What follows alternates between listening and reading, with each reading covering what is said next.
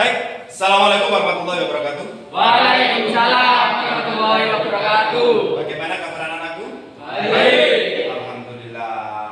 Baik, tadi sudah cek suhu tubuh ya? Sudah. Sudah cuci tangan? Sudah. Ingat, tetap memperhatikan protokol kesehatan. Ya, itu yang penting. Baik, sebelum Bapak mulai, ketua kelas dipimpin doa dulu. Duduk siap. Sebelum kita mulai pelajaran hari ini, mari kita berdoa untuk kepercayaan agama masing-masing. Berdoa mulai.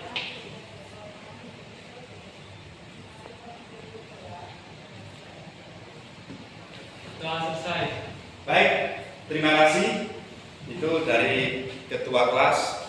Kita berdoa mudah-mudahan kita dijauhkan dari corona dan keluarga kita selalu dilindungi dan diberikan kesehatan semua sehingga kita bisa melaksanakan tatap muka seperti biasa. Baik, sebelum Bapak mulai, kita absen dulu. Kira-kira siapa yang tidak hadir? Tolong dicek.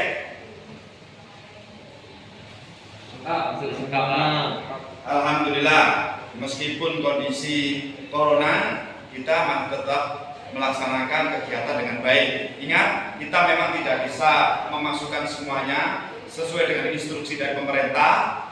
Hanya 10% dari satu kelas.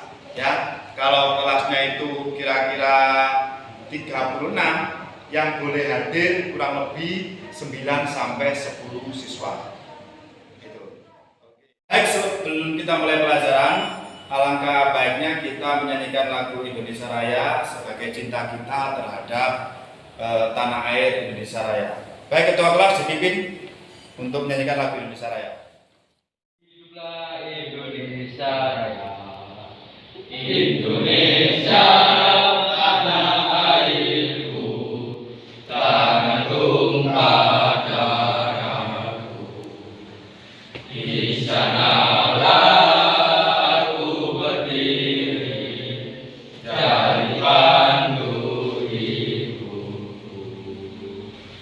Indonesia kebangsaanku, bangsa dan tanah airku. Marilah kita berseru, Indonesia bersatu. Hiduplah tanahku, hiduplah negeriku, bangsaku, rakyatku semuanya. Bangunlah jiwanya, bangunlah badannya untuk Indonesia Raya. Indonesia Raya, merdeka, merdeka, tanahku, negeriku yang ku cinta. Indonesia Raya, merdeka, merdeka, hiduplah Indonesia Raya. Indonesia Raya, merdeka, merdeka, tanahku, negeriku yang ku cinta. Indonesia Raya, merdeka, merdeka, hiduplah Indonesia Raya. Selesai. Baik anak-anak, kira-kira masih ingat jajan kita? Masih. Silakan, apa itu? SMA Indonesia, SMA Hebat, Angkatan Jahat. Yes, yes, yes. Baik sekali. Meskipun di suasana pandemi kita masih semangat ya dalam belajar, tidak boleh lemah loyo karena kita harus meningkatkan imun dengan semangat. Ya. Baik, selanjutnya kira-kira minggu kemarin ada yang masih ingat pembelajarannya apa? Minggu kemarin membahas rem konvensional, Pak. Rem konvensional ya. Oke, itu kemarin kita sudah bahas rem konvensional. Sekarang Bapak tanya, apa itu rem konvensional? Sistem yang bekerja untuk menghentikan laju kendaraan, Pak. Oh, hebat sekali Mas Aji. Ya, jadi masih ingat betul ya pembelajaran meskipun minggu kemarin itu yang saya harapkan. Ya. Oke, baik. Selanjutnya yaitu apa sih tujuannya kalian mempelajari sistem rem ABS di sini? Ya, yang pertama yaitu kalian bisa berdiskusi mampu menerangkan fungsi dan prinsip kerja sistem ABS. Yang kedua, melalui proses ceramah dan menampilkan gambar, peserta didik dapat menyusun langkah perawatan anti ABS. Yang ketiga, melakukan demonstrasi, peserta didik dapat menguraikan masing-masing komponen anti-lock brake system. Yang keempat, melakukan kegiatan demonstrasi dan praktek, peserta dapat melakukan perawatan berkala sistem ABS. Yang terakhir, setelah proses praktek rangkai-rangkai sistem ABS, diharapkan kalian dapat memeriksa hasil perawatan berkala sistem ABS. Ya, baik, sebelum Bapak mulai, Bapak tampilkan dulu apa itu ABS dan cara kerjanya.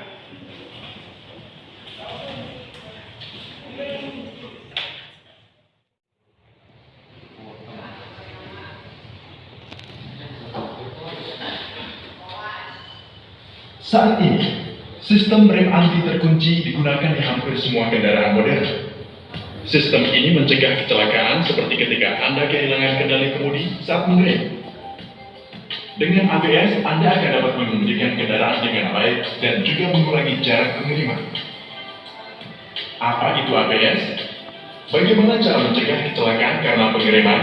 Kami akan mengeksplorasi pertanyaan-pertanyaan tersebut dalam video ini. Untuk memahami ABS dengan benar, pertama-tama kita perlu memahami prinsip-prinsip kemudi dan pengereman. Saat Anda menekan pedal rem, bantalan rem pada cakram roda akan diaktifkan dan menekan cakram. Kemudian ini akan menghentikan putaran roda. Ketika roda berhenti, maka akan menyebabkan selip antara jalan dan roda sehingga kendaraan berhenti karena gesekan ini. Sekarang, mari kita pahami mekanisme kemudi. Seluruh mekanisme kemudi bergantung pada prinsip sederhana roda yang berputar. Selalu berusaha menghindari selip di jalan, sehingga ini berarti kecepatan roda pada titik kontak akan selalu nol. Memiliki dua jenis gerak, yaitu roda berputar pada porosnya dan juga bergerak ke arah mobil. Karena kedua jenis gerakan ini, maka roda memiliki dua jenis kecepatan, translasi dan rotasi. Kondisi putaran non-slip, jumlah kecepatan translasi dan rotasi pada titik kontak harus nol. Ingat prinsip sederhana ini dan Anda akan sangat mudah memahami mekanisme kemudi. Mobil, keempat roda harus berputar setiap saat untuk menghindari kendaraan selip. Tanya, prinsip putaran sederhana ini adalah alasan mengapa mobil Anda berbelok ketika Anda memutar roda depan. Mari kita amati hal ini. Asumsikan kondisi hipotesis yaitu bahkan setelah memutar roda, mobil berjalan lurus. Dalam hal ini, kecepatan putaran akan cenderung seperti yang ditunjukkan dan kecepatan translasi tetap lurus. Oleh karena itu, jika Anda menambahkan dua kecepatan ini, kecepatan yang dihasilkan tidak akan menjadi nol. Ini akan menyebabkan mobil slip. Satu-satunya cara untuk menghindarinya adalah dengan membuat kecepatan translasi juga miring. Mungkin terjadi ketika seluruh mobil berbelok seperti yang ditunjukkan. Ketika mobil berbelok seperti yang ditunjukkan, keempat roda dapat memenuhi kondisi berputar.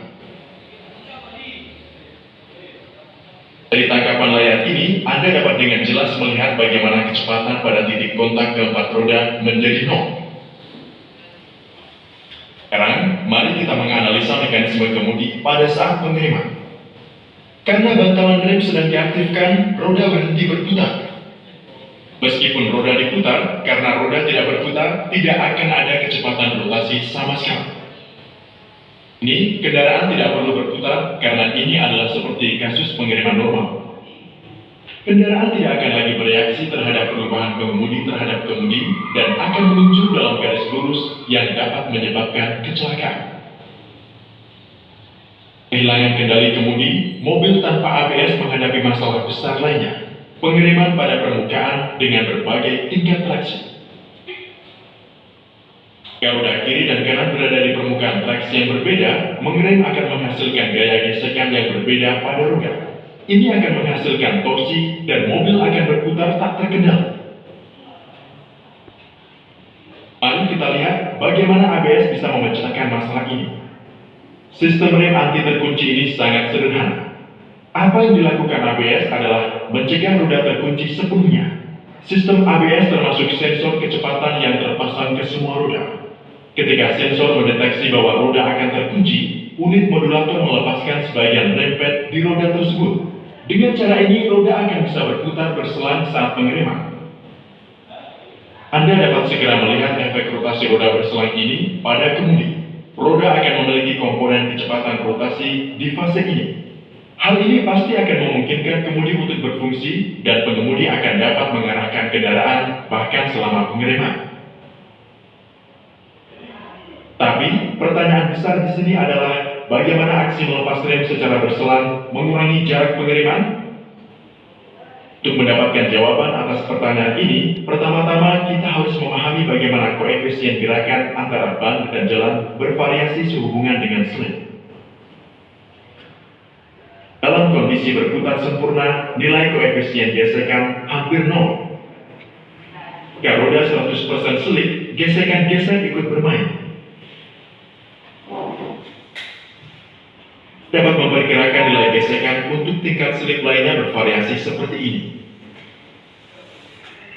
Tapi karena karet adalah bahan yang kompleks dan memiliki perilaku aneh selama pengereman, koefisien gesekan antara ban dan jalan bervariasi seperti yang ditunjukkan dengan selip, yang memiliki nilai atas sekitar 12% dari rasio selip dan di bawah serta di atasnya koefisien gesekan berkurang. Pengereman tanpa ABS, koefisien gesekan yang berpengaruh adalah gesekan-gesek. Namun, dalam pengereman ABS, algoritma cerdas tersebut menyesuaikan tekanan rem untuk menjaga rasio selip mendekati 12%, yang merupakan nilai gesekan maksimum. Hal ini secara signifikan mengurangi jarak pengereman. Sekarang, kembali ke masalah ketidakstabilan besar mobil. Dengan distribusi daya rem elektronik atau EBD yang cerdas, yang merupakan subsistem ABS modern, dapat mengatasi masalah ini dengan sangat mudah. DIBD, tingkat yaw mobil dan selip relatif pada masing-masing roda diukur. Hanya dengan mengurangi tekanan rem pada roda dengan pegangan yang lebih tinggi, kita akan dapat mengurangi gaya gesekan yang dihasilkan oleh roda. Kemudian, hal ini akan menjaga porsi yaw dan seluruh mobil terkendali. Kami harap video ini memberi gambaran konseptual yang jelas tentang cara kerja ABS pada Anda. Dan jangan lupa untuk mendukung kami di Patreon. Terima kasih. Kita akhiri pembelajaran ya. Jadi untuk minggu depan materinya yaitu tentang suspensi. Jadi tolong dipelajari bukunya. Di situ di rumah biar tidak ngelamun terus. Ya, kalian pelajari bukunya. Barangkali nanti ada miskonsepsi kita bahas minggu depan. Ya, barangkali bisa luring lagi. Baik, sebelum kita akhiri, ketua kelas bisa dipimpin doa. Sebelum kita mengakhiri pelajaran pada pagi hari ini, marilah kita berdoa menurut agama dan kepercayaan masing-masing. Berdoa, persilakan.